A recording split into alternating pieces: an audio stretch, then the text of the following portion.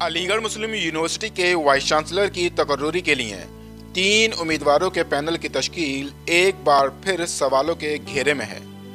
अब ये मामला यूनिवर्सिटी कैंपस से निकलकर सदर जमहूरिया और इलाहाबाद हाईकोर्ट तक पहुंच गया है।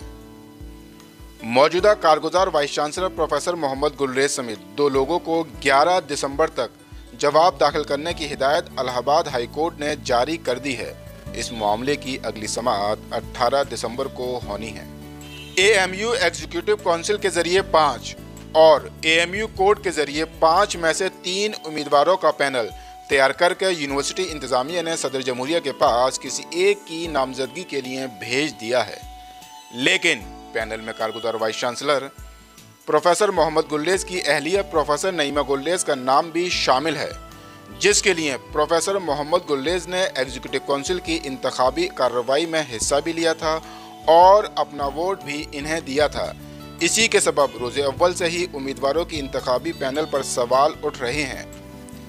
हालांकि इस पूरे मामले पर लोग कैमरे पर कुछ भी कहने से बचते नजर आ रहे हैं, लेकिन एग्जीक्यूटिव काउंसिल के रुकन डॉक्टर मुराद अहमद का कहना है कि एएमयू के वाइस चांसलर के लिए जिस नाम पर भी मोहर लगे वो कानून और दस्तूर के मुताबिक ही हो, कोई ऐसा काम ना हो जिस पर मुस्तकबिल में सवाल खड़े हों।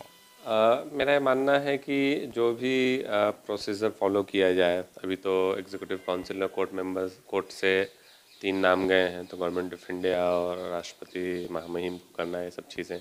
तो जो भी चीज़ें हों वो कानून के हिसाब से और संविधान के हिसाब से हो, बेहतर तरीके से हो। आगे भी सवालात इस पर नहीं उठें, क्योंकि एएमयू एक बड़ी यूनिवर्सिटी है और साथ साथ में एक बड़ी जिम्मेदारी भी होती है यूनिवर्सिटी होने के नाते। तो ऐसी चीज़ें की जाए जिसमें बेहतर कैंडिडेट्स का नाम आए और जो किसी भी तरीके के बायसनेस से परे हो। इसी जिम्मे में वाइस चांसलर के उम्मीदवार रहे एएमयू के प्रोफेसर मुजाहिद बेग ने इलाहाबाद हाईकोर्ट में एक दरख्वास्त दायर की थी, जिसमें मुंतखब उम्मीदवारों के पैनल पर सवाल उठाए थे और उन्होंने इसी जिम्मे में सदर जमहूरिया को एक ख़त भी लिखा था। हाँ, एग्जीक्यूटिव काउंसिल की मीटिंग में हमने कहा था कि बेहतर होता कि वो चेयर नहीं करते, क्योंकि वो कहीं ना कहीं कॉन्फ्लिक्ट ऑफ इंटरेस्ट की बात है।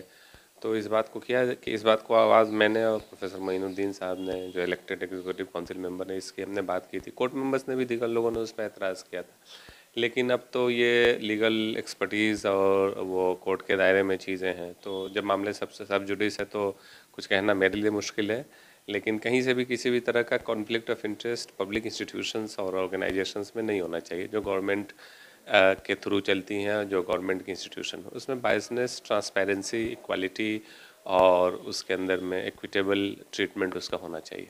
3 नाम जिसमें प्रोफेसर उरूज रब्बानी सर को सबसे ज़्यादा वोट मिले हैं एग्जीक्यूटिव काउंसिल से, और कोर्ट मेंबर से तो काफ़ी ज़्यादा वोट मिले हैं। 2 नंबर पे प्रोफेसर फैज़ान मुस्तफ़ा साहब हैं, उनको भी काफ़ी अच्छे वोट से आए हैं, और 3 नंबर में प्रोफेसर नईमा है। यूनिवर्सिटी के मुस्तकिल वाइस चांसलर के लिए जहां एक जानिब कैंपस और एएमयू के खैरख्वाहों की निगाहें सदर जमहूरिया की जानिब मरकूज हैं, तो वहीं दूसरी तरफ इलाहाबाद हाईकोर्ट में होने वाली 18 दिसंबर की समाअत ने इन खैरख्वाहों को कशमकश में डाल दिया है कि कहीं वाइस चांसलर के पैनल की तश्कील पर स्याह बादल तो नहीं छा गए।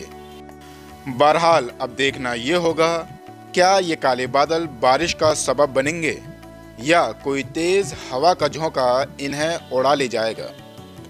ईटीवी भारत के लिए अलीगढ़ से सुहेल अहमद की रिपोर्ट।